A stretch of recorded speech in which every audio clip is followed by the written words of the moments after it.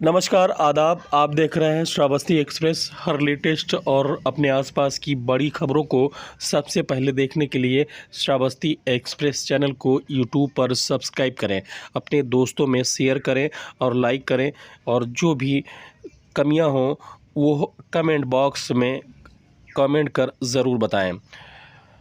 श्रावस्ती जनपद में बाढ़ प्रभावित ग्रामीणों की समस्याओं को लेकर आवश्यक बैठक की गई, जिसके उपरांत समाज सेवियों ने बाढ़ से बचाव संघर्ष समिति का गठन किया।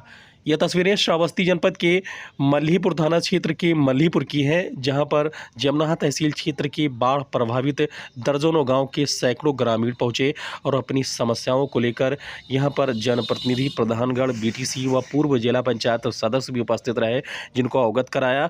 फिर पूर्व जिला पंचायत सदस्य समाज सेवी प्रहलाद सिंह ने सबसे राय मशवरा लेकर बाढ़ से बचाव संघर्ष समिति का गठन किया। इस समिति का उद्देश्य है कि बाढ़ प्रभावित ग्रामीणों को ज़्यादा से ज़्यादा मुआवजा दिलाया जाए, साथ ही बाढ़ प्रभावित ग्रामीणों की समस्याओं को प्रशासन व शासन स्तर तक पहुंचाया जाए। पूर्व जिला पंचायत सदस्य समाज सेवी प्रहलाद सिंह ने बताया कि हमेशा राप्ती कहर बरपाती है और नेपाली पानी के चलते यहाँ पर बाढ़ की भीभत्स समस्या हो जाती है, जिसके चलते जमनाहा क्षेत्र के दर्जनों गांव हमेशा बाढ़ से प्रभावित रहते हैं।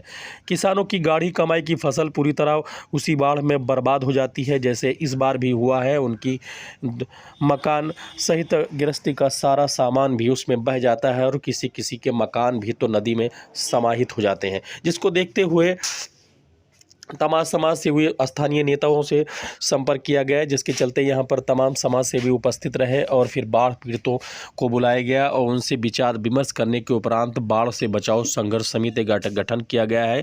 इस संघर्ष समिति का उद्देश्य है कि बाढ़ प्रभावित गाँव की ग्रामीणों की समस्याओं को ज़्यादा से ज़्यादा हल करवाना और प्रशासन से लेकर शासन स्तर तक अवगत कराना। अभी पिछली बार ही श्रावस्ती में आए मुख्यमंत्री योगी आदित्यनाथ ने कहा था कि उनकी सरकार बाढ़ पीड़ितों के साथ है और उत्तर प्रदेश की सरकार में खजाने की कमी नहीं है। जो भी बाढ़ पीड़ितों का नुकसान हुआ है उन्हें उचित मुआवजा दिया जाएगा। जिनके मकान क्षतिग्रस्त हैं उन्हें मकान देने की भी प्रक्रिया मुख्यमंत्री आवास योजना के तहत की जाएगी। लेकिन प्रशासन स्तर से निरंकुश कर्मचारी गलत रिपोर्ट लगाकर इन बाढ़ पीड़ितों की समस्याओं को कम दर्शाकर इन्हें क्षतिपूर्ति का बराबर आकलन नहीं देने देते हैं, जिसको लेकर यह बाढ़ से बचाव संघर्ष समिति उनकी आवाज़ को उठाएगी और ज़रूरत पड़ी तो आंदोलन भी किया जाएगा। यहाँ पर उपस्थित बीरपुर, लौकिया, जोगिया, सर्रा, भौसावा, सुखरामपुरवा सहित दर्जनों गांव के जो बाढ़ से प्रभावित हैं और नदी के तटीय गांव हैं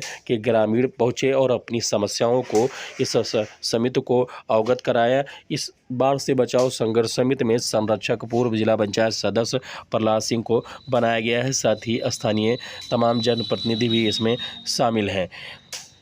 पूर्व जिला पंचायत सदस्य समाज सेवी प्रहलाद सिंह ने बताया कि इससे पहले भी यहाँ क्षेत्र की समस्याओं को लेकर समिति का गठन हुआ है। उन समस्याओं को शासन स्तर तक अवगत कराते हुए पूरा कराया गया है। एक बार फिर बाढ़ पीड़ितों की समस्याएं उनसे देखी नहीं गई और वह स्थानीय जनप्रतिनिधियों से निर्णय करने के उपरांत बाढ़ पीड़ितों को बैठक में बुलाया गया और उनसे चर्चा करने के उपरांत ही बाढ़ से बचाव संघर्ष समिति का गठन किया गया है। इस समिति का उद्देश्य है कि बाढ़ प्रभावित गांव में ग्रामीणों की ज़्यादा से ज़्यादा समस्याओं का हल हो सके और उनका जो नुकसान हुआ है या होता है उनके नुकसान की क्षति आकलन शासन से प्रशासन स्तर तक उचित मुआवजा दिलाया जा सके। इस दौरान तमाम बाढ़ प्रभावित गांव के ग्रामीणों ने अपनी समस्या बताई, तो वहीं जोगिया गांव के कुछ ग्रामीण उपस्थित थे। उन्होंने बताया कि इसी बाढ़ में उनके कई मकान कट गए। प्रशासन से उन्हें अलग विस्थापित करने की मांग भी की गई है, लेकिन अभी तक इस पर कोई कार्य नहीं हुआ। अशरफ नगर के भी लोगों ने कहा कि यहाँ पर भी कई ऐसे वो थे जहाँ पर पूरे घर मकान कट चुके हैं, तो वहीं पर चर्चा के बाद यहाँ यह निर्णय लिया गया कि संघर्ष समिति मांग करेगी कि राप्ती बैराज से लेकर नासिरगंज तक बांध बनाया जाए, ताकि हर बाढ़ में जो दर्जनों गांव प्रभावित होते हैं उनसे ये बच सके। इसका मुख्य उद्देश्य गठन करने का जो उद्देश्य है, जो हमारा क्षेत्र लगातार बाढ़ से प्रभावित है, इस पर कोई सुनने वाला नहीं है। तो आने वाले कहाँ क्या समस्याएं हैं, गाँव में किसानों की क्या समस्याएं हैं, उस समस्याओं को लेकर के शासन और प्रशासन को अवगत कराना मेन उद्देश्य यही है। और जितने गाँव में मान लीजिए जानवर डूब करके मर गए हैं, उनको कोई देखने वाला नहीं है, ना उनको कोई मुआवजा देने वाला है। इन्हीं सब बातों को लेकर के जिला अधिकारी महोदय को और शासन स्तर पे इस संगठन बनाया गया। उस संगठन के माध्यम से शासन स्तर पे अपनी जो हमारी मजबूरियां, जो हमारे सामने समस्याएं आ रही हैं, उन समस्याओं से शासन और प्रशासन को अवगत कराना मेन उद्देश्य, इसी उद्देश्य के साथ इस समिति का गठन किया गया है। राप्ती से बचाव संघर्ष समिति इसीलिए बनाया गया। ये आप लोगों की क्या रणनीति होगी? अब हमारी रणनीति होगी, चूंकि हमारी बैठक आज कार्यकारिणी की बैठक हो रही है, इसमें 12 ग्राम पंचायत के लोग जो है 2-2, 4-4 लोग आए हुए हैं, 5-5 लोग। तो अब यहाँ हम लोग आपस में बैठ करके बात कर रहे हैं कि अगली रणनीति हमारी क्या है, किस दिन हमको धरना प्रदर्शन के माध्यम से शासन और प्रशासन को ज्ञापन देना है। वही रणनीति तय करने के लिए बैठक बुलाई गई।